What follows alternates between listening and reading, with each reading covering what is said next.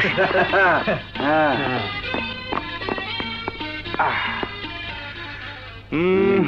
এবার কে কি খাবি অর্ডার দে। ওয়েটার ওয়েটার আরে ওয়েটার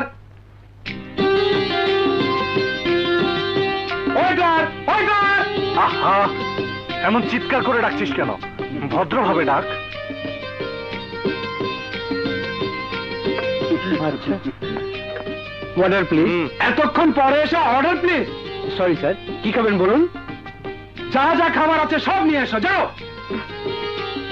কাজল, ওদের কথাবার্তা শুনেছিস? আমার কেমন ভয় হচ্ছে। কেন? কি বলেছিস?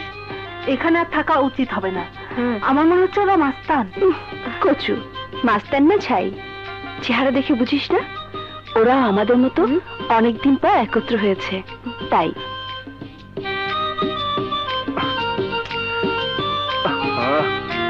হ্যাঁ